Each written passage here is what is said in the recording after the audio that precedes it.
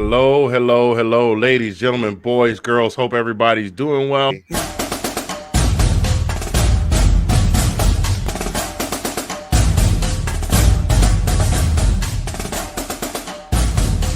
you, brother. Hey, well, Thank you, brother. Anthony's notorious. Anthony's notorious say just a thought, not a sermon, right? You know what I mean? Right? Because I mean, they were giving Alabama like Alabama was this. If Alabama didn't lose their two-star receivers, it'd be a different ballgame. What happened? Did they just not show up that day, Dude, or was it you got watched to say systematically beat?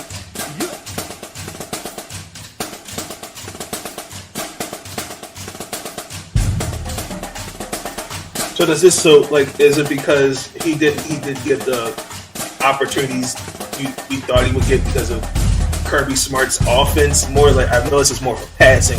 Okay, which hey, who knows? It might have been, might have not been. Who knows? But then again, that's why they call it football. I mean, you asking me like wait. You asking me like I was on the sidelines holding Kirby belt loose. I don't know. I'm just saying, Jesus said, even the very rocks will cry out with his word when he returns. True. So He did endure because the race today was definitely not given to the swift, but it's down to the strong. Each other, and as we say every week, go dogs. go dog.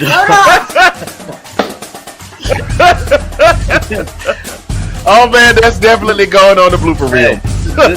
This kid needs to go to bed, man.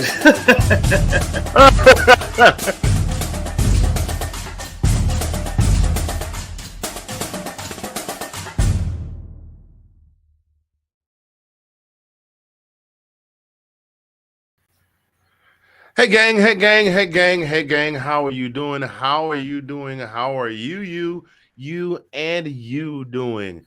It is Thursday, March the 10th, 2022, and this is This Week in SEC Football Season 2, Episode 4. We back. We've been gone for a couple of weeks. We took a little time off, get ourselves together, do some things, and enjoy. I use that term loosely because I'm missing college football, something fierce, but enjoy just kind of not having anything to talk about for a while. I am Mr. Fingers coming to you from Zagnif Central. That fella right over there, that handsome cat from way back, the brother from another, with the ace of base in your face, in the place. My man, Colin P. I gotta say it slow because I mess it up. Hey, what's that? What it is, showbiz? My man, my boy. What's going on, my boy? That's a new thing. It's not my boy, my boy. What's going on?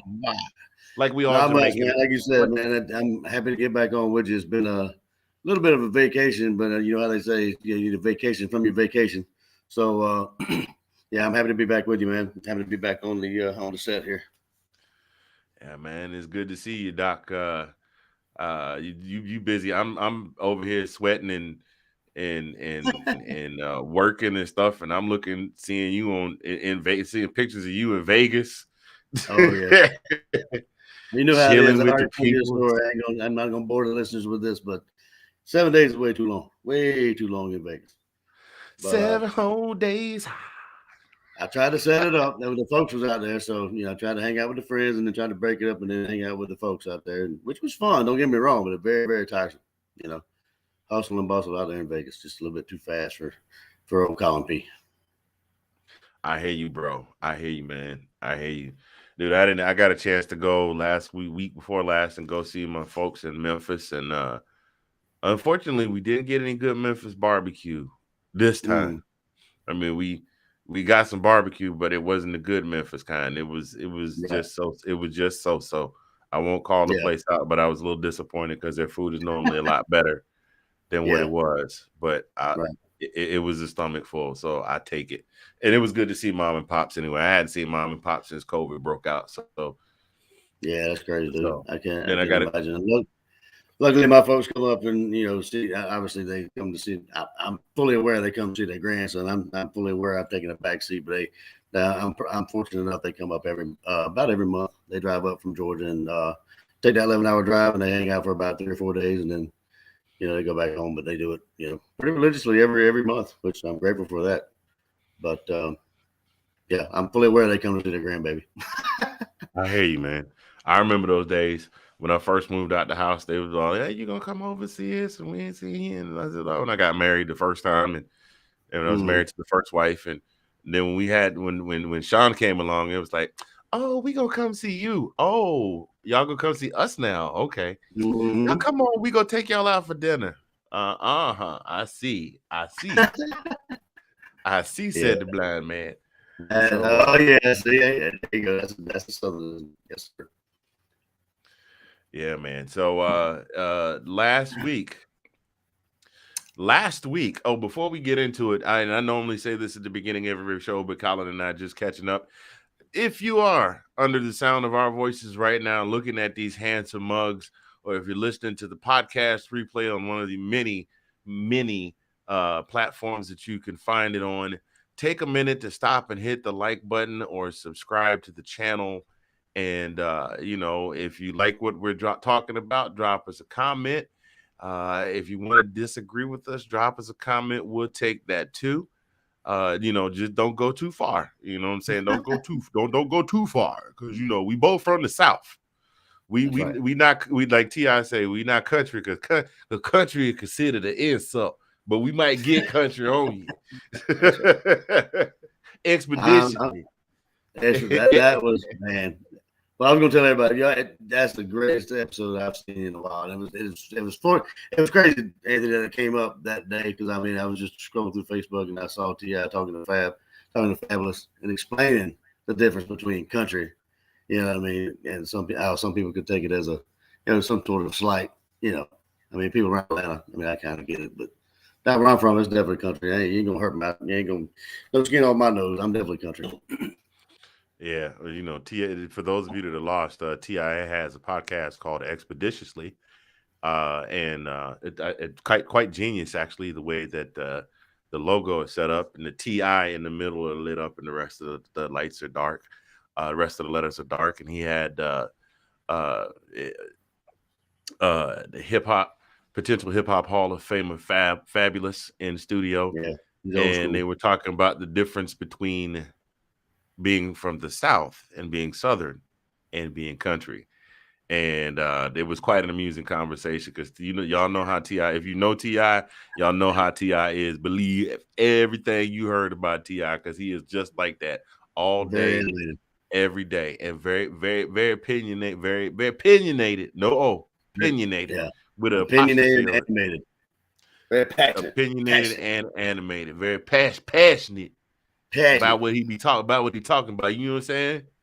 Yeah. We ain't country. That's the insult. We Southern, but we ain't country. And then I'm telling you, Fabulous and then to hear Fabulous talking about being up top, being from the North, and I was like, oh my God, I hadn't heard that in a minute. But anyway, we digress. We're going to move this thing forward. As always, each and every week, we are sponsored by DJG Enterprises and Greek Gans. They can make all the custom sports gear you want. Go holla at them right now. Afghans, insulated tumblers. You see the examples right here on your screen.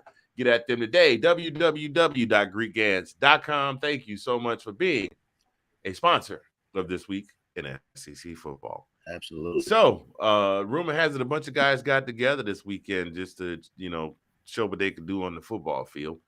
And there were a lot of guys there from a school that we both like. It was a 2022 NFL Combine. And there was a lot of talk about a lot of things, and we'll get into that. We'll try and break that down for you. But SEC, my God, 82 participants. There were 82 participants from the NFL. There were 82 participants from the SEC. And then on top of that, there were 14 players from UGA. 14. Yep. And for those of you that may be new to the game, although if you're watching this show, you have some knowledge of how the whole combine works. Anytime you get players invited from your school in double digits, and I think the combine is by invite, right? Yeah, I believe so. I believe it's invite only. And just to go back on what you said, 14 of Georgia, but of a total of 324 players that were invited.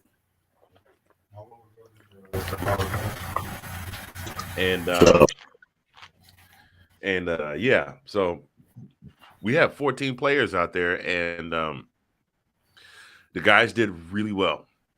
And I'm being, I don't want to use the word loquacious or for Good, I lack don't know of what it means. for lack of for lack of a better word. I'm not trying to downplay it, but the guys really showed out. We had we had Jordan, the Big Baby Davis, of course, Devontae White, George Pickens, Louis Seen, James Cook, Zamir White, Trayvon Walker, Quay Walker, Jake Camarda, the punter. Our punter went down there and showed out, bro. I mean, look, our punter got an invite. A punter got an invite to the NFL Combine, and again, special teams is something that every team looks at, but they don't really look at them from the Combine. Like, you really don't get an invite to the Combine unless you're doing something. And as a punter and as a place kicker, that's impressive. So let's just take a quick break, breakdown of how some of our guys did. So we're gonna start with George Pickens. George Pickens last year during spring practice tore his ACL and was pretty much deemed to be out for the entire season. He wound up being cleared to play close to the end of the season, and he maybe get 2 or 3 plays per game. I think he got a couple of plays in the SEC championship. He had that one really big catch where he made the twisting catch. Laid out vertical, caught the ball, brought it in, and then twisted over and landed on his back to protect the catch. Very impressive. Then he got another big jump ball catch late in the fourth quarter. Then he had, I think, 2 or 3 plays in the national championship game, but he really didn't see a lot of action. But the kid had his ACL was torn, and he really wasn't projected to see any type of action at all, let alone potentially be going into the NFL draft, especially having an extra year, a COVID year. But he decided to declare for the draft. 6'3", 195 pounds. This kid ran out 1 year post ACL tear and runs a 4.47 40-yard dash, 33-inch vertical jump, and 10-foot 5-inch broad jump. That, my friends, ladies and gentlemen, is really, really impressive. What you got on that, Colin? Yeah, no, I mean, I'm just saying, he was talking at the press conference, and a lot of people were giving him a lot of laughing at him and whatever when he said that. They asked him. I believe that was one of the questions they asked, like, what did he think he would be running in the 40? And he straight out told him, he said, 4.4, 4.5. And people kind of smirked at that. They kind of didn't think he was doing it. I mean, probably because of the injury to his knee and the time he's missed and what have you. And evidently they didn't know his regimen on how he was coming back. So he put everybody, shut everybody up. But he did say that he was going to run either 4.4, 4.5. He's obviously right in between there. So that's very impressive to come back not only that quick, but to perform at the level that he did at the Combine. I mean, that's just that. I mean, I'm sure other players have done it, but it's just impressive. And in retrospect, Kirby probably was he turned out to be the smartest guy in the room, because there were a lot of people going, well, why is Pickens out there playing? We don't know if he's fully recovered or not. He could take a chance and injure himself again. And just those few plays that he was out there, I think they were plays that were designed to show what he could do. Give him just enough of an eyeball test. Kirby probably knew he was declaring for the draft before the championship game. So Coach said, we're gonna give you your spotlight, son. We're gonna let him see what you can do. Go out there, show him what you can do. And he did just that. He is projected, I think. Let me see. I got a report here from the UGA Wire via USA Today that said that as many as 9 players from the Dogs could go pretty high in You the think draft. first round? Not necessarily first round, but not necessarily first round, but first round, Yeah. first second round at least. Yeah. Right Oh, now he's projected to go mid second round. They're saying he could fall to the Patriots. not bad. He may go even earlier than that. But I mean, still, that's impressive. 1 year post ACL tear to be Yeah.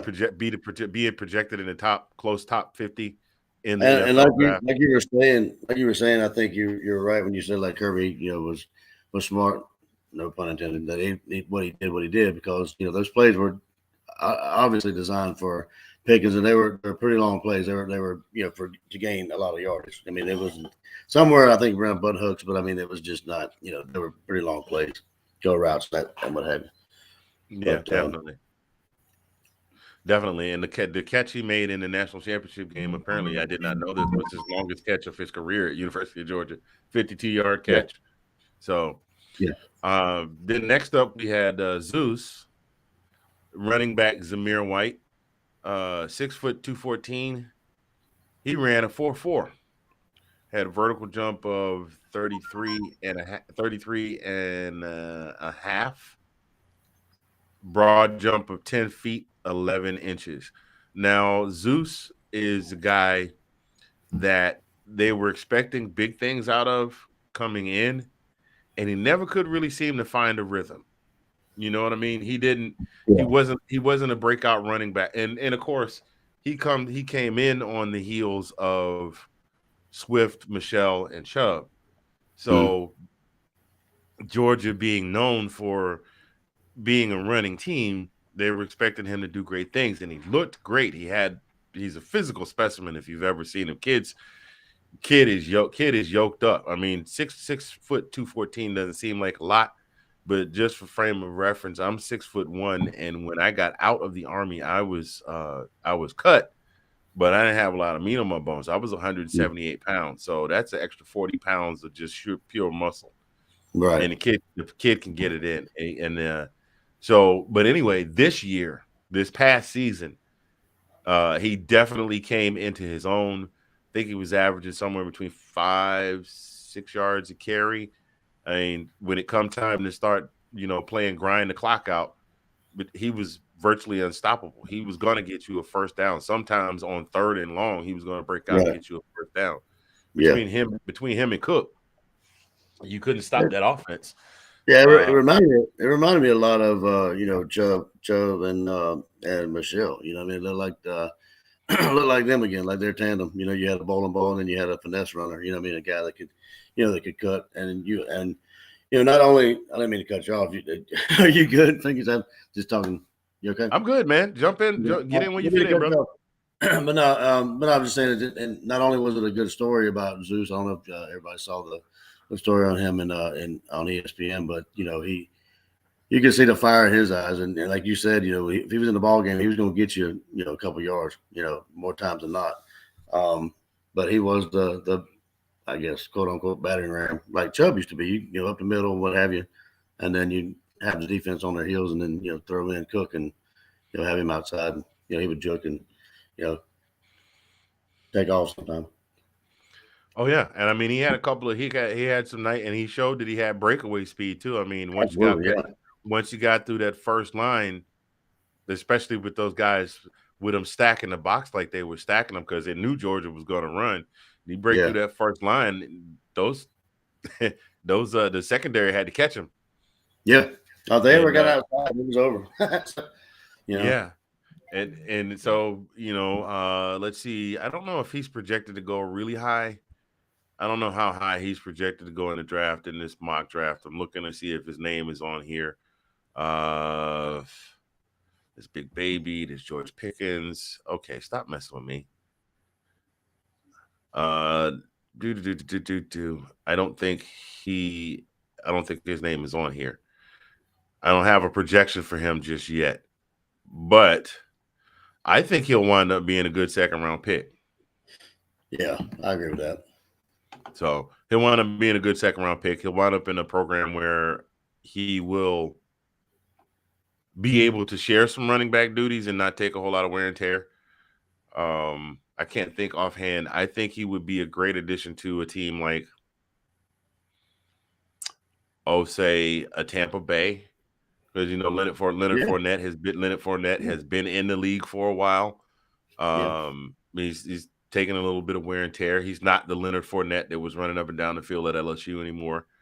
So he'd be great at a team like a Tampa Bay running behind Leonard Fournette. He would be phenomenal. It would be phenomenal if he could get picked up by Tennessee. I mean, running behind Derrick Henry. Oh my God, you know what I mean? So yeah, there's him. James Cook ran a 4.42. We were talking about the tandem. Here's the other half of the tandem: 4.42 with a 33-inch vertical jump, 10 feet 4-inch broad jump. He totally killed the what is this drill? What is the combine drill where they run over the pads and run through the pads and all that? What drill is that? I'm not sure. Yeah, he completely killed that. He got a little frustrated with the 40. He had one where he ran a 4.5 and he wanted to try and run it faster. His second attempt, they kind of gave him a false start and let him go again, and that was when he tore off that 4.4. So very impressive from James Cook. Let's see, Jordan Davis, big baby, 6'6", 341 pounds. You know what? I'm gonna skip him. I'm gonna come back to him because I want to talk about him because the boy showed out. Jordan Davis showed out. Yeah, I got something to say about that too. Because I mean, we're not going to go too far until later. But I mean, that Jets scout. Did you read what he said about him? We'll come back. Go ahead. Go ahead. We'll come back to him. Hold that. Yeah. So we're gonna jump him and the guy behind him, and we're gonna go over to Trayvon Walker, defensive end, 6'5", 272, with a 4.5 40-yard dash. Hold on a minute. I'm gonna let that marinate for a second. The man is almost 6.5 feet tall and 272 pounds. Now that's 4 inches on me, so he's not like uber heavy, because I'm sitting at 260 right now at 6'1", and it definitely shows. But my man is 272 and he ran a 4.5. That's lightning fast. And he's a defensive end. That's the kind of guy that can get around the corner on you in a hurry. That's closing speed, big that time. you don't want that guy coming around the corner on you in a hurry, especially if you're headed towards him. You getting ready to have a real bad day. Absolutely. 35.5 vertical jump, 10 feet 3-inch broad jump, cone drill at 6.89 seconds, and a 20-yard shuffle in 4.32. That's just nasty. That doesn't make any kind of sense. That's the kind of guy you really just don't want to see coming. He's probably going to be one of our maybe a low first-round draft pick, because there's a lot of teams looking for edge rushers right now. That's true. Again, Tampa Bay, you got JPP. We don't know if he's coming back or not, but they're going to probably need an edge rusher. You got I just saw today that Chicago is trading off Khalil Mack to San Diego once he clears his physical and all the numbers work out. So, I mean, the Bears might be looking for an edge rusher. I see him going first round. I think he's going to be a first rounder. Yeah, with numbers like that, he should be. I mean, like, honestly, all the numbers you just said there, that is a specimen. I mean, he should go high. I mean, I don't know. I don't see him being a high first round draft pick, but defensive ends, edge rushers are now becoming. I mean, you got your JJ Watts, you got your Aaron Donalds, you've had your JPPs, you've had your Von Millers, you've had your you got your TJ Watts. You got all these guys that are just there. It's a new breed of defensive player. Defensive players used to just be big and mean and strong, and they can get in the backfield. Now you got guys that are big and mean and strong and fast. And don't you think that the SEC, I guess I don't know how many, Doesn't that actually bode well for the SEC conference? Because I mean, we are the fastest conference. I mean, you look at you compare defenses on each conference. You know, I do believe that we have the fastest guys like that. You know, fastest defensive player, fastest defensive end, fastest linebackers, that kind of stuff. And when they get to the NFL, there's probably, I mean, I don't know. I'm just speaking purely as opinion, but you know, isn't that it's kind of it kind of lessens the gap. You know, what I mean, with the difference between how fast NFL defensive players are than the. I will say that as a conference, SEC players, specifically defensive players, tend to be more pro ready. They tend to be more pro ready when they get to the pros. I mean, look at what's his nuts? The honey. Where was the honey badger? He was at LSU, right? Yeah, yeah. The honey badger from LSU. These guys are. I mean, he has become a staple. Where is he now? Kansas City? Yeah, he's become a staple. He's become a staple of that defense in Kansas City. He's the first one that comes to mind. But, I mean, these guys just seem to be more pro-ready. Now, granted, there are players from every single conference in the league.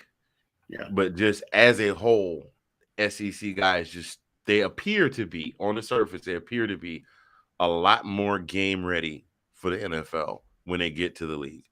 And I mean, dude, you know, that whole region, our boys don't do nothing, but a lot of them grew up in the country. A lot of them grew up in the country, had to walk a mile and a half to catch the bus. Some of them had to walk to school, running to school like Clark Kent and Superman. Not necessarily uphill both ways in the snow, but I mean it was flat, but it was a long way. Racing the train like Herschel Walker. I mean, you know, you hear these kinds of stories about these guys that are in the league that came from the SEC. It's just like, yeah, man, I remember, you know, I used to have to run from these bullies, and it was like 2 miles across the field, and then the sideline reporter asked him something dumb like, "Did you get away?" He's like, "If I didn't, I wouldn't be here." So what's that tell you? You know what I mean? You know what I mean? Oh my God. So yeah, bigger, like the song saying, bigger, faster, harder, stronger. Yeah. So there you go. So that's our guy Devontae Wyatt. He was the fastest defensive player with the 40. Then we got O lineman Jamari Sawyer. I'm sorry, Jamari Sawyer. That's our boy that said game over. It said game over, we won. When Bama was talking about, we would have won if our players hadn't been hurt. He's like, game over, we won. It's done, son. 6'3", 321. That's a dude I would not want to run into in a dark alley. Bench press 300. My God, I'm looking at his weight again. 300 reps, and ladies and gentlemen, with the first pick of the 2022 NFL draft, bench pressing 300 reps. The Detroit Lions take offensive lineman Jamari Sawyer. Offensive. 31 reps in the bench press. He's got a 66, almost 67 inch wingspan. Wingspan is across the chest, but just his arms alone together is 67 inches. 5 feet. You ain't getting by. You ain't getting by him. No. If you try to how big his hands are, man. Yeah, his 10 inches. I'm gonna stop there, but he got 10-inch hands. Stop it. That's a catcher's mitt. Oh, absolutely. How do they measure the hands from the tip of the pinky to the tip of the thumb? It should be that way, right? Yeah, I would say so. 10 inches, bro. Like if he's that dude, if he mush you in the club, you can't come back from that mush. You can't even get up and talk smack. You just gotta, you know how dehumanizing that is to have a grown man put his hand over your face and it be like one of those creatures from Alien. It just take over your whole face and part of your side of your head. You'd have one thumb in one ear and the pinky in another. Right. He just carry you out like a bowling ball. Like a bowling ball. Look, if a dude with hands that big mush you in the club, don't say nothing. You ain't got no clap back. You ain't got no last word. Just get up and be like, I'm sorry, sir. You're right. Have a good evening. Pay your And tab. then, Go to and then hell leave. home. And Go then to leave. hell home. Yeah, you need to go home right then. Ain't no saving face at all. No saving face. None whatsoever. I mean, that kid is a monster of a man. Offensive lineman, always in big demand because offensive linemen, as a general rule, they get more wear and tear than any of the specialty players. I know you might think different because we do see specialty players that get hurt, but those guys are in the trenches. I mean, the only guys you see in the game that wear braces every game, not just because they're hurt. I mean, that's a lot of weight to have to carry around to play for 25, 30 snaps a game.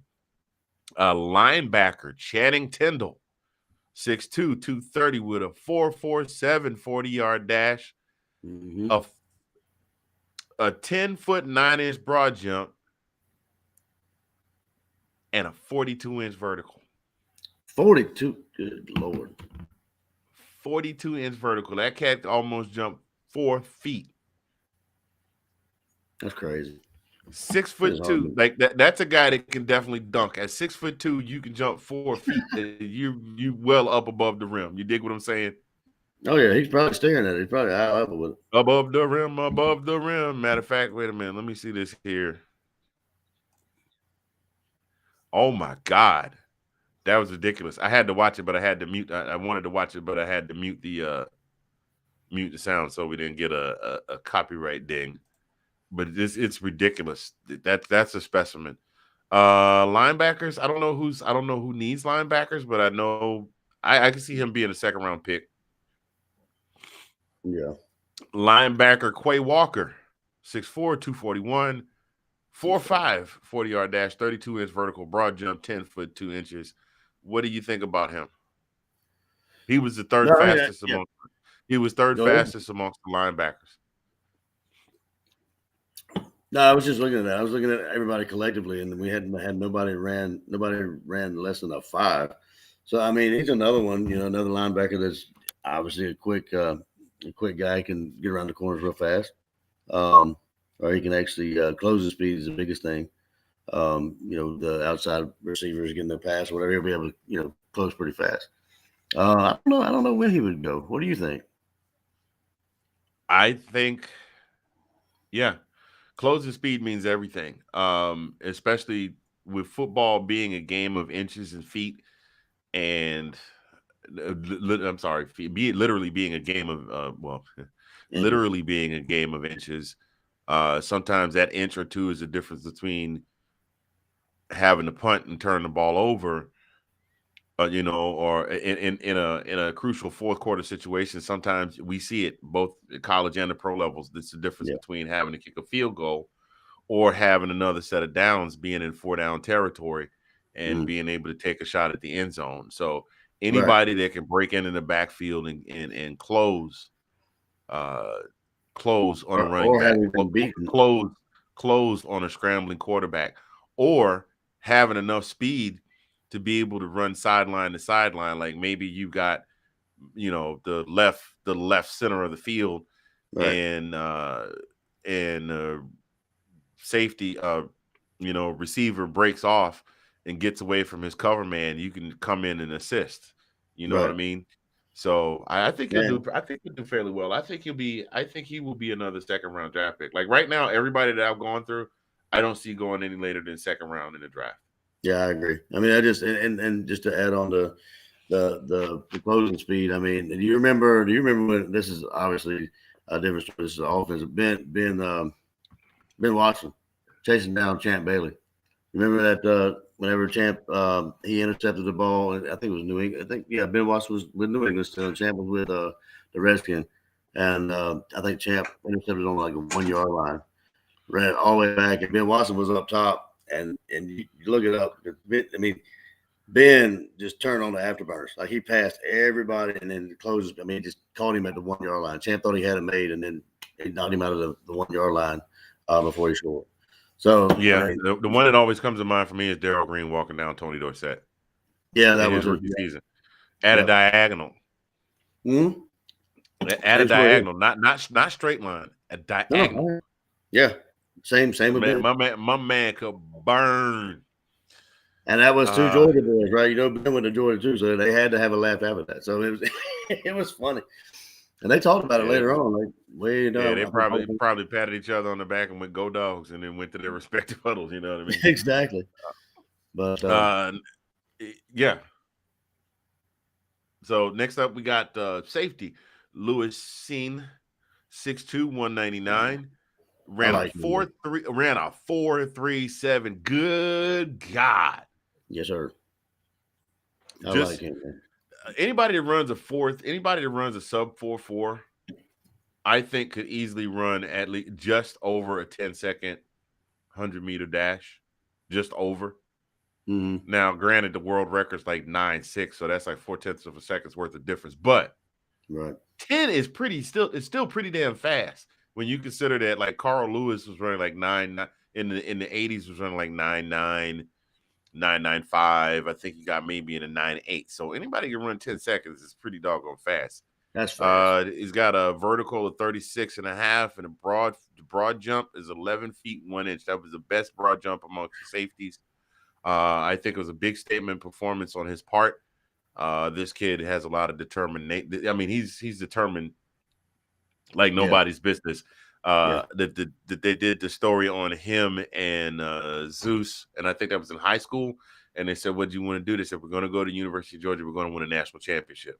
Mm-hmm. And what did they do? They went to the University of Georgia and they won a national championship. Absolutely. So this kid has a lot of no quit, and this kid has like no quit in him. He's got a lot of energy,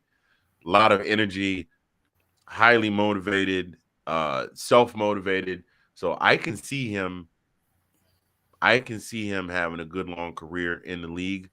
I think he's going to be one of our first-round picks. I agree with you. Yep. I don't know where he's going to go, but I think he's going to be a first-round pick. I just don't know where.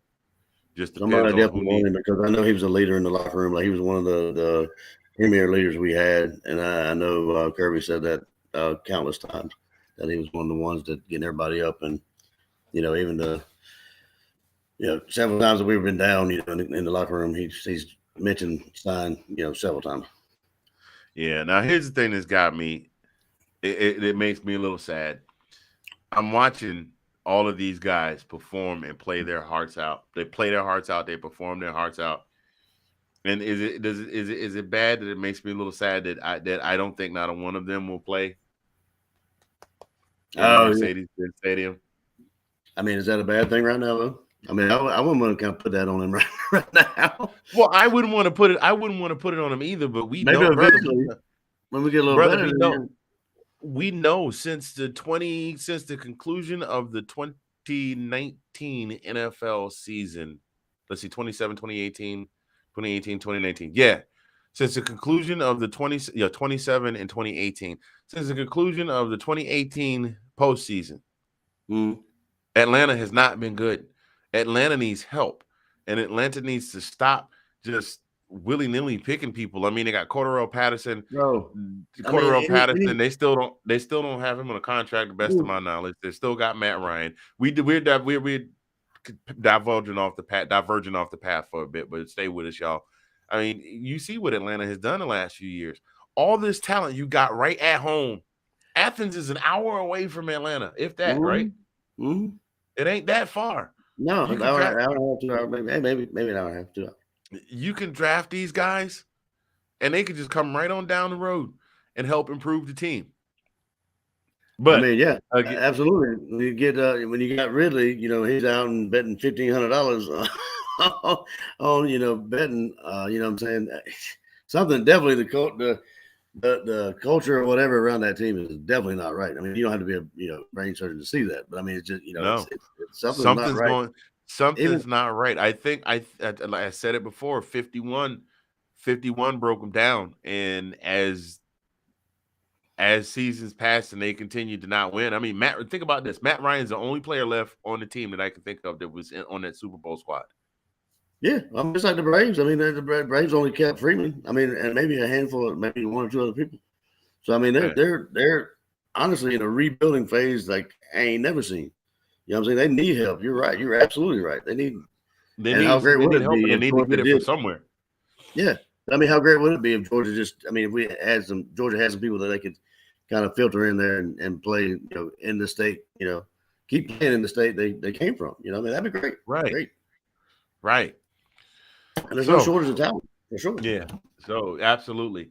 Well, we're going to keep this thing moving along. For those of you that are just joining us, ladies, gentlemen, boys, girls, welcome to season 2, episode 4 of This Week in SEC Football. I'm Mr. Fingers. That's the brother from another, Colin P. We are sponsored also by 1906 Tees. It won't pop up on the screen. There we go. 1906 Tees, also specializing in custom gear. They do make Greek gear, yes, for Greek letter organizations, but they can make you some nice custom gear for your teams as well. Get at them today. You see them there on the screen, 1906tees.com. Thank you for being a sponsor of This Week in SEC Football. If you're watching right now, hit the like button, hit the subscribe button, jump in the comment section, say hello. I know it's a light week. I think we're one of only 3 shows out of the whole family that are doing anything this week. Okay. As you know, Nate is on twice a week still talking. Oh, that's our guy Nathan Snell talking WNBA baseball. He's going to have a lot to talk about with that because the lockout ended today. He talks NFL. He talks college basketball. He's in heaven right now because not only is March Madness getting ready to start, baseball is coming back. So I guess they decided to reverse track when they saw how much money they were going to lose by lopping off the first 2 weeks of baseball. Like, are you crazy? We haven't been able to have completely full crowds in the stands for 2-3 years. Now you talk about losing all this money, man. You better open the gates. Open the gate. I said open the gate. Make me say it again. There's nobody over here, y'all. That was for comedic effect. I'm just doing the thing. Anyway. And then, of course, Sean and the gang, our boy Sean Spencer over at Let's Talk Football. They're doing a couple of shows, Sundays with the Swintons, I think they're calling it. And then they had me on to talk about the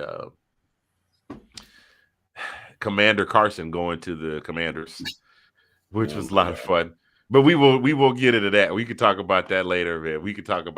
Right now, we're talking 2022 NFL Combine, talking about how our Georgia players performed. Next up, cornerback Derion Kendrick, 6 foot 194. He didn't partake in any drills. I think he, along with Nakobe Dean, are saving theirs for Pro Day. But he is projected to go pretty high in the draft. As a matter of fact, I'm going to take a little look-see here and see where he's supposed to be going. I think they're projecting that he will go Devontae White. Oh, I spoke too soon. They're projecting Jamari Slayer to go to the Atlanta Falcons. Oh, good. They're projecting Devontae White to go to the Cleveland Browns, actually. The Browns could use some help. I'm not going to lie. Would hate to see him in a Browns uniform, but he'd be reunited with Nick Chubb. They're saying that Lewis Sign could go to the Cowboys. We had Pickens. Let's see. Derion Kendrick projected to go to the Seahawks in the second round. He ended the season with 41 tackles, 4 interceptions, 7 passes defended. So good, solid defender. We'll see how things go. He may go higher, depends on how he performs on his pro day. This one was a surprise for me right here. Next up, Jake Carmada, our punter. I think that's everybody surprised by that. 6 again, a punter got invited because this is a by invitation event. 6'1", 191. He's a punter. If you don't understand how meaningless to the NFL punters are, other than the fact that they need them to kick the ball on 4th down, there's only one punter in the Hall of Fame that was a pure punter. There wasn't a guy that played like George Blanda, who played quarterback and running back and kick returner and punter. A pure punter. That's Ray Guy, and he was just inducted in the last 4 or 5 years. In all the years of pro football and as long as a Pro Football Hall of Fame has been around. This kid got an invite to the Combine. That means they think they see something special in this kid. It doesn't say anything about how he performed as far as punting drills or anything like that. But just overall, He did very well. More specifically, punters don't have to do a lot of running. You know, Camarda ran a 4.56. It's good. I mean, it's just in my mind. What the hell is in the water at Athens? I'm saying, like, you always see the joke, like everybody you see, like even the water boy, you know, while everybody else is practicing, go run laps, kicking team, go run laps. You know, so maybe that's what he was doing. I mean, they was just, he was punting, doing his practice punting, and then the rest of his time he was just running. So, I mean, I'm not sure. I mean, that's just insane to have that kind of speed as a punter. I haven't done the research, but I wonder if any other punters have actually logged that kind of speed. I don't know, but I mean, he was the best. He had the best time for punters. Sure. So, I mean, I want to know what's in the home. I want to know what's in the water in Athens, man. I mean, the only kid in Georgia, period. I know they're not all from Georgia, but they got that kid, the track team. We talked about that kid, Matthew Bowling, that they brought in from Texas, who is just stupid fast.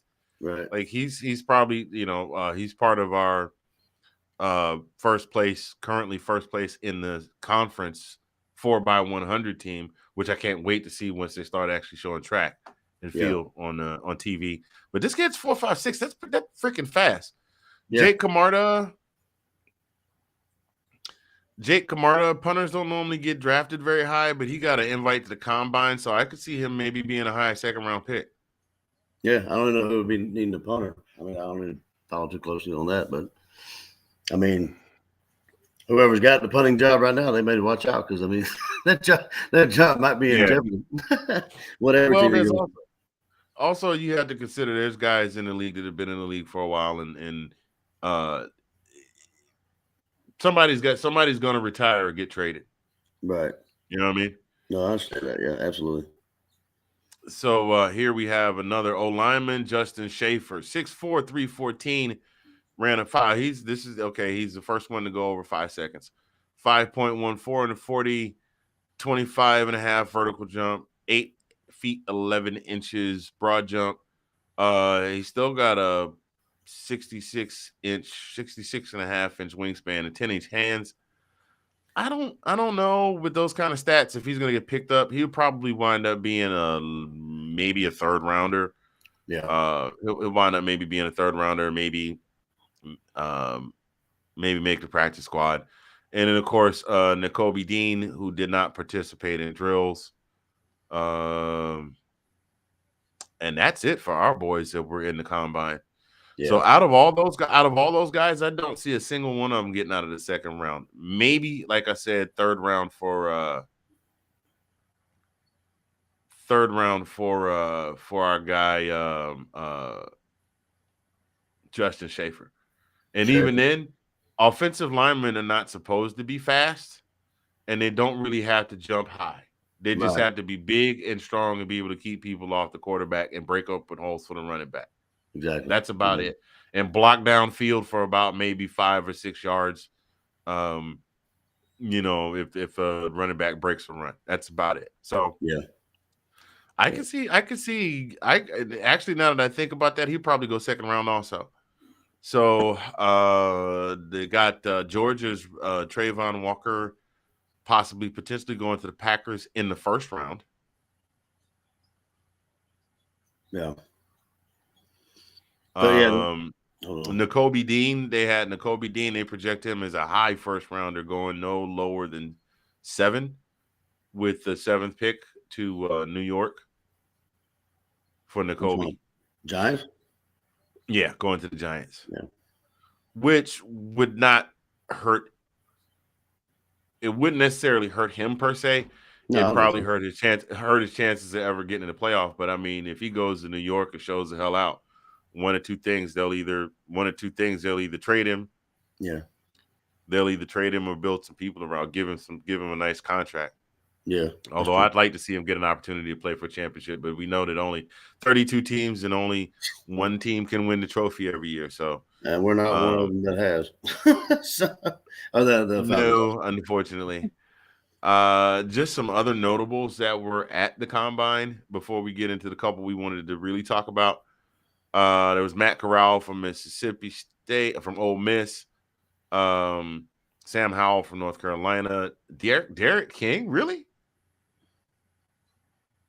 I guess Derek King. Remember, he was one of those guys that they were looking at was going to come in and do big things, and he got stuck in Miami, and then he hurt his arm, and his season was over. Yeah. Kenny Pickett from Pittsburgh, Brock Purdy from Iowa State, Desmond Ridder, Carson Strong from Nevada. That's actually, now that I'm looking at it, it's not a great quarterback class, but it's not a bad quarterback class. Yeah. I'm looking at least 5 of those guys are going to go. At least 5 to 8 of those guys are going to go in the first 2.5 rounds. Yeah, I'd agree with that. Running backs, I see Kennedy Brooks from Oklahoma, Snoop Connor from Ole Miss, Jerrion Ely. He didn't really do a lot, but I guess to each their own. As far as good luck to you if you did. We got a running back from Florida. I don't even know if he's going to even get looked at, man, because the 2 quarterbacks were the 2 leading rushers for the team. Yeah, that's true. That is true. I wonder if he should have hedged his bets and come back and played for a year under the new coach. Definitely. Here's a couple of names here that I think will be a big deal. Brian Robinson from Alabama, Isaiah Spiller from Texas A&M, Kenny Walker from Michigan State. Those guys will definitely get a good look. In the wide receiver class, outside of Georgie Porgy Pudding and Pie, Mechie for sure, Jameson for sure. Those 2 just because they're Bama. Garrett Wilson from Ohio State. Garrett Wilson from Ohio State, because you can't play with CJ Stroud in the year he's had and not at least get looked at. Right. Mike Woods from Oklahoma might get a shake, but I don't know. Let's see what else. Who was the guy from Baylor? Didn't somebody from Baylor actually break the record for the 40? Or am I mistaken? Or come close. I thought he broke it. Correct. Yeah, that's what it's supposed to start next week.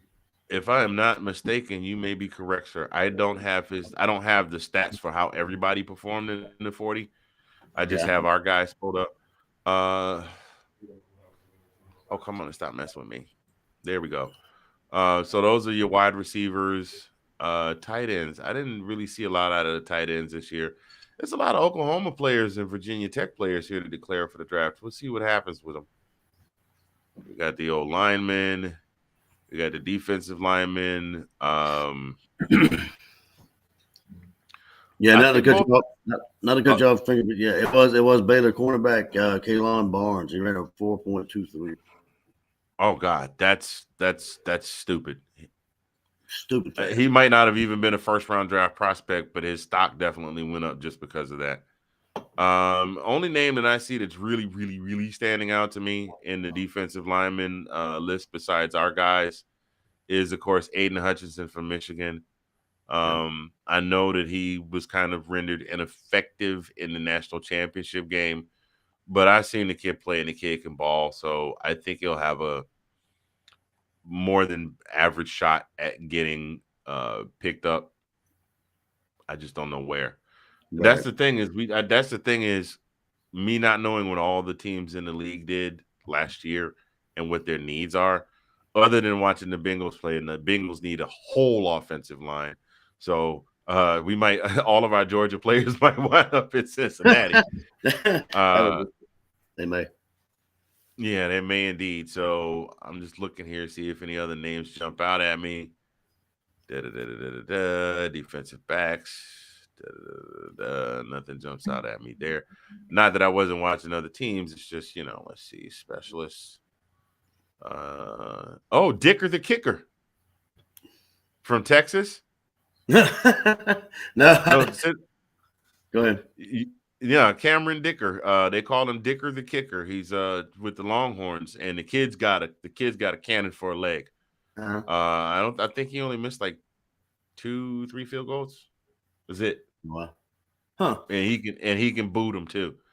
So, yeah, that's pretty decent. And then the overall Big Ten came in second with 54, Pac-12 with 36, ACC with 36, the Big 12 had 35, ACC with 22, Mountain West with 14, the Independents with 7, Conference USA with 7, Sun Belt with 4, and the MAC with 4.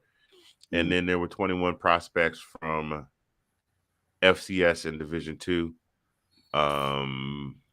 So we'll see. We'll see what we get out of that. We'll see what we wind up getting out of that.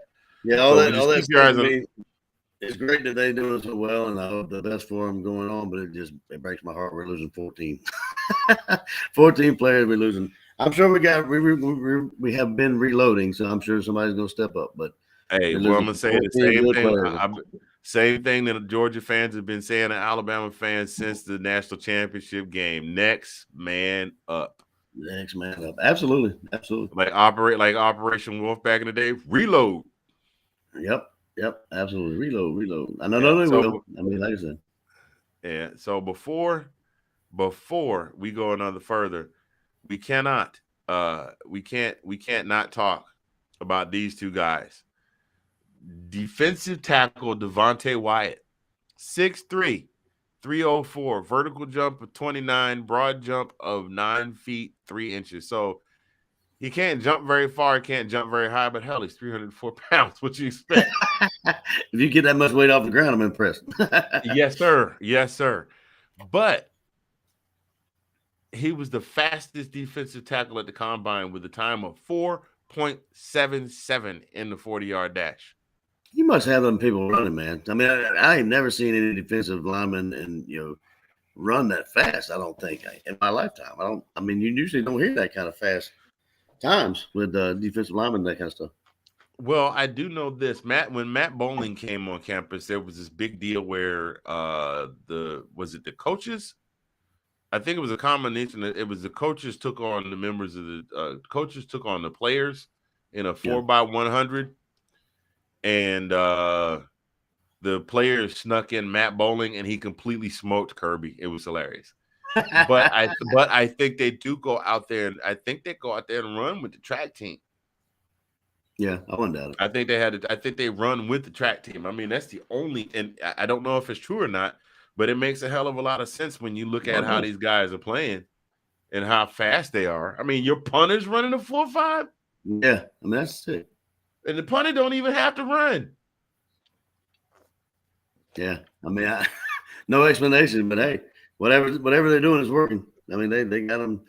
Like I said, it helps for them not to be as winded too. So if they that fast and they don't have to be that winded, they can stay in there. That keeps the hands off the hips, I guess. All right, fingers. I mean, like, yeah, they do the, they do the. I mean, then too, they also practice the hurry up offense. I mean, it's obvious from watching the defense, they practice a lot against the hurry up setup. Yeah, because those are some big boys, and one thing we know is if you get a dude that's big and you run him, he will tire out. Oh, sure. But I mean, that's ridiculous. That's absolutely ridiculous. But he wasn't the star of the combine. The star of the combine, 6'6", 341 pounds. I got everybody calling him Big Baby. I started that on this show. Now everybody you started. Big Baby Davis. Vertical jump of 32. That is good God. That's actually good too. He can get almost 3 feet off the ground. Good Lord. Then his broad jump was 10 feet 3 inches. That boy got some powerful legs. He got ham hock. He got tree trunks. Yep. 10 feet 3 inches, number one at his position. He ran a 4.78 40-yard dash, the fastest ever for a player over 310 pounds, and came in second only to his teammate. That is absolutely stupid. I mean, dude, the news feed blew up. Twitter blew up. My Facebook blew up. People were texting me going, "Oh my God, did you see your guy? Did you see your guy?" Like, yeah, I saw him. That's fast. So he's also projected to be a pretty high draft pick. I think he's only second behind Nakobe. They're projecting him to go to the Steelers with their first pick. So we shall that's probably see. good. That's probably good because I mean I'm sure you saw the article by that ex NFL scouting guy out of New York, the Jets. Said he wasn't buying hype. So basically just wrote an article trashing like potential this, potential that, and it's like potential is the death, it's just reading it made me just clench my teeth. So this guy's just not happy. He's not happy with himself.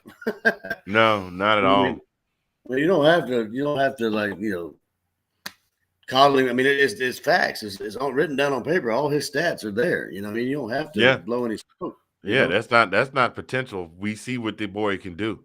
If he breaks through your line of scrimmage, as a defensive player, he's going to catch your running back. If your running back hadn't gotten a full head of steam, he's going to catch him. If your quarterback's not looking, if your quarterback's not looking, he's going to get got. And then God help you if you see the jumbo package of him and Devontae coming out to the offensive line. Somebody's getting ready to look. It's real simple. Wherever they line up, that's where the ball is coming. Good luck stopping them. You got almost 900 pounds of man on that one side. You gonna stop 900 pounds by yourself? Get him off. Get him off. Get him off. Can't breathe. My God, my leg. My leg. But I was just saying, it's like not very often you get a guy like this that is the total package. Like he is athletic and he's a good dude. Like he's a great guy. He's very, he's a beast on the football field, and I guess you want to call it teddy bear on the outside of the football field. Don't hear any bad things about him. He's he's proud. He's actually humble. All that kind of stuff off the field. He gets on the field. He's a beast, and he showed you at the combine. Like he's 40. All his stat times are insane for a guy of his stature. It's just crazy. Absolutely, and that just proves the work he put in. I mean, you know that it just proves the work that he put in to get there. Yeah, I mean, I hadn't heard a negative thing about him at all, except for this guy. Yeah, as long as he doesn't fall to Zion, what I call Zion Williamsonitis. Yeah, and just blow up and get big and out of shape for no reason. Yeah, I think wherever he goes, he's definitely. Wherever he goes, he's going to wind up making an immediate impact in the league, I think. Absolutely. I think so. Yeah. So, having said that, we have come to the final segment of our show, where we like to call the 2-minute warning. This is a part where we just kind of ruminate in, and this is brought to you by Envision Social Media. They will help you empower, create, and sustain your social media platforms. This is the total social media solution if you're looking to get somebody to help you to build and monetize and grow your followers, your social media presence, whatever it is that you're trying to do. Make sure you go and holler at them today at envisionsocialmedia.com. Thank you for being a sponsor this week in SEC football. So I'm going to let you close it out today. I'm going to go first. I just want to as I said earlier, I had an opportunity to go see my parents. Enjoyed it. Loved being able to see my parents. Hadn't seen my mom and dad in a couple of years, and then I had the added bonus of having a couple of aunts and an uncle there. And we just sat around and laughed like we used to. It was like being almost like the only thing was missing was a couple of the other uncles and my grandmother, but my grandmother's no longer with us, and the other couple of uncles have passed on. There's still one more living, but they were halfway across the other side of the country. But that, it was just great to see them. So if you're fortunate enough to have your parents with you and you got a good relationship with them, just let them know you love them, because you never can tell. Something as simple, a simple twist of fate, a simple action could turn into something that could take them away from you or have them in a position where they're not able to express how they feel to you. So let them know while you have them that you love them. because they're only here for a season, and when they're gone, they're gone. And just learn to appreciate your family. Try and appreciate your kids too. Like I said, took my daughter with me. We had a great time in the car, up and down the road, just joking, laughing. There wasn't no fussing. There wasn't no arguing. We were just trading off, listening to each other's playlists. And she's like, "Dad, you have an awful lot of Tech Nine in your phone." I was like, "Yeah, you got an awful lot of K-pop in your phone." And we just started, listening to each other's music and having a good time. And of course, we ate quite a bit. So, so that's all I got. Just while you got them, love on them, and that's all I got. I'm gonna hand it off to you and let you. Yeah, I mean, bro, that kind of was where I was going to go, but I can definitely I can add to that from my personal perspective. Yeah, and I mentioned this earlier in the show, but I am fortunate to still have my parents with me, even though they do live in Georgia, and they are able, retired now and able to drive. They do make that 11-hour drive up here, and I do jokingly say they come to see my grandbaby. They come see me too, and I'm thankful for that, and would I like to go down to Georgia to see them? Absolutely. But, for people that don't know, my son has a little bit, he has some health stuff going on. Not that it's just stuff that pops up. So he's got a little bit of a risk when it comes to traveling, but, and of course, due to the COVID and all the restrictions and everything, and him being, having to be cooped up in the house. But we're definitely planning on some vacations, just he and I, and another trip down to what I call God country. Anthony, you know what I'm saying? God country. Sir. Getting down to civilization, get him outside. He's been down there a couple of times, and he loves it because it's much more slower pace, and he can run, do whatever he wants to. He can't do that necessarily up here in Virginia. And I'm going to agree wholeheartedly, Anthony, that if you have family, or if you're fortunate enough to have family, be your father, mother, aunts, uncles, whoever you talk to, love, make sure you tell them that. I mean, because you may think they already know, but I mean, just make sure you tell them, instead of just making that assumption that they know you do. But just let them know, and and just basically just enjoy the time you have with them, because like you said, dude, I mean, tomorrow's not promised, and I've seen things happen, and just not to get a little too deep into it, my father actually had a heart attack a couple years ago, 3 years ago, but they actually, and that was in Georgia, and I was here, so I couldn't do anything. I got a call from my mom, and she called me after he was stable. But then she told me the story about what happened. So she told me at the time when it was going on, I'd have lost my mind. But she made sure everything was cool. But unfortunately, God had another plan for him to stay with us a little longer. So he's here. So, I mean, I'm going to make the most time with, the people that are here. So, yeah, I mean, I agree with you, Anthony. Just make sure people know how you feel about them, and enjoy the time with them when you got it. Yeah, well said, brother. Well said. Well said. That's not, that even goes for your spouses as well, or significant other, if you have one. I know a lot of friends, people, you're good friends, man. Yeah, make sure. You know what I'm saying? And I know we say that a lot, but things being what they are all over the world right now, not just specifically in that one region where the news is focused on right now, but things being what they are all over the world. You never know. It's just gotten to a point where you could talk to a friend on the phone on Monday morning and they be gone by Monday night. So just give them that love while you got them, because one day, they're gonna get that tap on the shoulder, and it's gonna be time for them to go, and it's gonna suck. It's gonna suck, but there's not a whole lot that we can really do about that. Well, it'll put a lot of stop to it. I wish I'd have said this. I wish I said that. I wish they really knew how I feel. Just do it now. I mean, don't wait. Do it now. You don't have to do it. Do it later. But every now and then do that. That way you won't have to have that kind of feeling that I wish I'd have said this. I wish I said that. Yeah, 100%. And I think that is a good place for us to shut it down. We appreciate those of you that tuned in. We appreciate those of you that are watching the replay. So even if you're watching the replay, go ahead and hit the like, hit the subscribe, drop us a comment in the comments. And most of all, if you really like what you see and you want to share this with somebody, please feel free, because we like having eyes on, we enjoy doing this, but it's nice to have other people to check it out as well. So absolutely. we will be back. We should be back next week with another episode. We'll try and, there's, you know what? This has been the most active offseason in SEC football that I can ever remember. There's been something every single week.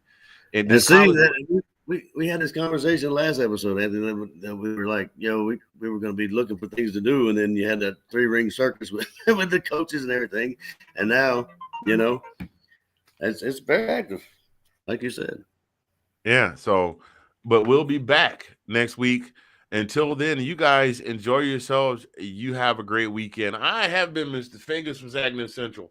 That guy right there, that is the man with the plan, the brother from another, the ace of base in your face, in the place, the sexy mother Hubbard, Kylan P. I keep adding on to it, bro. After a while, your intro is going to take up half the end of the show. I'll just be surprised if you can remember it all.